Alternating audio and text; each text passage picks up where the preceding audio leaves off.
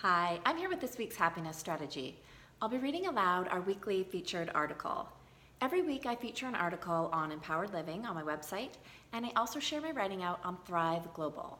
I share both the article, a video, as well as some other tips and strategies out every Thursday morning to my list called M's Weekly Inspiration. If you'd like to sign up to receive those free notes, you can do so by following the link that I'll share below this video. I'll also share the direct link to the article. It's a new one that I wrote this week, and in it I've also mentioned a few different mentors and people that have inspired me along my journey. So I will be also sharing links to their websites and their books that I share in this article. So if you'd like to have a look through those, you can access the article by going to the link that I'll share directly below this video. So this week is a new article, and it's called "It's Your Job to Live Happily Ever After." What if living happily ever after is within your reach? How often in your life do you delay personal happiness? Bring to mind your daily schedule and routine. Do you make room to find joy in these ordinary moments? If you knew you could access a deep feeling of gratitude at any time, would you? The premise of living happily ever after causes many of us to immediately think of fairy tales and Hollywood romantic comedies. Under this umbrella of thought, finding our bliss with such finality becomes a fictional picture of life, one that's far out of reach. But what if living happily ever after has nothing to do with reaching at all? Our big picture goals, like meeting the one or getting that dream job, serve an important purpose by igniting our passion. But our dreams and goals, once reached, are replaced by new ones that are constantly in motion. Our happiness exists in the moments we call now. It's our job to train our focus to grab hold of our moments and feel the good available to us always. Here are some of the strategies I use to help train my focus to see the good and seize the good in life. Try them on and see how they fit for you. Number 1, care about how you feel. This strategy is all about stepping up to be 100% accountable for how you feel. This way of being can feel like a stretch, especially if we have well-practiced patterns of thought that lead us to become comfortable feeling like victims. It's a systemic societal issue that shapes us to believe it's okay to adopt an us against them attitude. Every time we lead from this mindset, we lose, while also contributing to the larger issue. When we care about how we feel, we train ourselves to see the good in others. When we want to feel good, we stop showing up in our moments on autopilot. Instead, we practice what it feels like to find the joy in our now moments, no matter how dark they may appear. And strategy number 2, keep your eyes on your own path. This strategy is all about the car metaphor for life. When we attempt to step into the driver's seat of someone else's life, or busy ourselves as a passenger on a path that isn't our own, nobody is in the driver's seat experiencing our own journey. When we stop trusting ourselves and get into the habit of appointing others to drive, we are almost always steered away from personal happiness. In order to stay on our own path, the practice is to stop worrying so much about what other people think of you.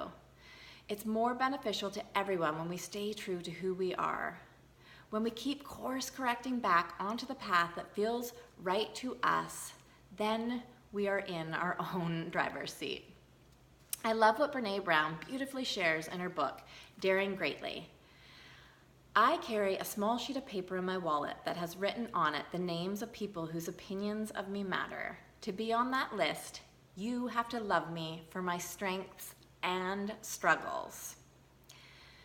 So in that light, know who your important people are, and when you're in need, remember that those are the only people who get to temporarily take the wheel. And strategy number 3, stop beating up on yourself. Self-awareness and self-reflection are 2 of the most important practices in life. I believe they should make these be the life skills and strategies we learn at a young age. Having a healthy sense of self doesn't make us selfish or ignorant. Caring about how we feel and connecting inward often helps us stop expecting others to fulfill us. Having a healthy connection with ourselves and training our focus to look for the good in life helps us stop blaming others for our unhappiness. When we get into the new habit of tuning in instead of tuning out, we stop beating up on ourselves because we find comfort in the familiarity of our wise guide. If you find yourself stuck in a pattern of beating up on yourself or blaming others for your unhappiness, give yourself permission to take baby steps forward. Whenever I find myself in this destructive cycle, I focus on softening my language and quieting my inner critic. We all have an inner critic and an inner wise guide. The practice is to slow our busy minds and give less airtime to our inner critic. Hint, our inner critic is usually the chattier of the two. In her book, Thrive, Arianna Huffington clearly describes our inner critic. Even our worst enemies don't talk about us the way we talk to ourselves. I call this voice the obnoxious roommate living in our head. It feeds on putting us down and strengthening our insecurities and doubts. I wish someone would invent a tape recorder that we could attach to our brains to record everything we tell ourselves. We would realize how important it is to stop this negative self-talk. It means pushing back against our obnoxious roommate with a dose of wisdom. So that's a quote from Arianna Huffington's book, Thrive. So see what changes when you let your inner wise guide take the wheel a little more often. Give your obnoxious roommate a nap.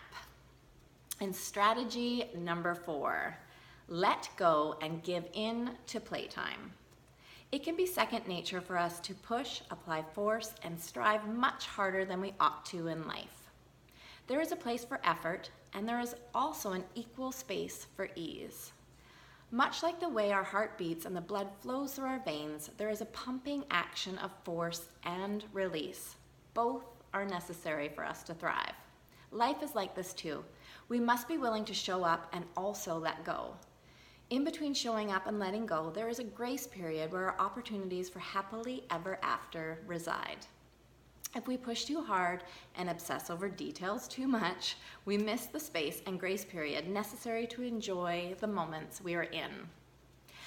This do less to have more philosophy is one that is at the core of Kate Northrup's Origin Collective. Origin is a membership I'm relieved to belong to because it's helping women reinvent the way entrepreneurship and motherhood goes together. Instead of wearing the multitasking, overwhelmed mom badge with pride, we are invited to step into the cyclical nature of life that honors ease and play as much as it does effort and work. What I've learned is there are many more opportunities for ease and play than we typically allow ourselves to enjoy.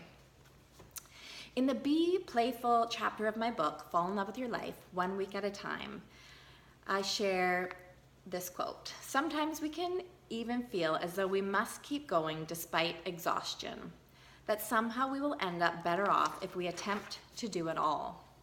When we feel overwhelmed by the endless to-dos, deadlines, and responsibilities, it is a strong indicator that we need to offset the heavy parts of our lives with activities that have no purpose other than to make us feel light and happy. Taking a break in this way will help us to feel refreshed and better able to focus our attention on what is truly important. It will help to bring more balance into our daily lives. I witnessed a great example of adopting a playful mindset one evening as I strolled through my neighborhood. I passed by a man in his 70s. He was alone in his driveway flying his remote control aircraft. He wore a huge grin, the same beaming look of a 5-year-old at play. This man was having the absolute time of his life, immersed in a playful activity that clearly brought him joy. It reminded me how important it is to continue to do the things that brighten our spirits at every age and stage of life. This joyful man reminded me of an important truth. Taking part in activities solely for fulfillment and happiness really is the key to staying vibrant. Being playful helps cultivate a strong love for life. So on that note, living happily ever after is all about finding the ease, playfulness and space in our now moments. What are you grateful for right now? What brings you a sense of joy? So I'll leave you with those thoughts and that article this week. And again, I just invite you to have a look through the article and to just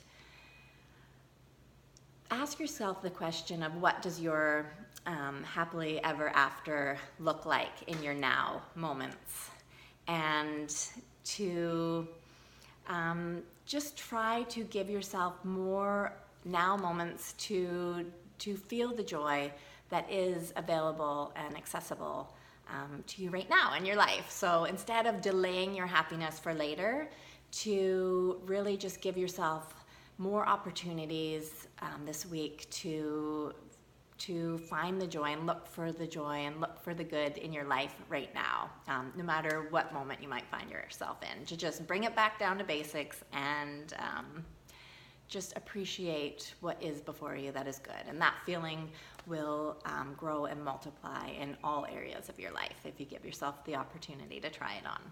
So as always, I hope that you have the most amazing week, and I do look forward to connecting again soon. Thank you.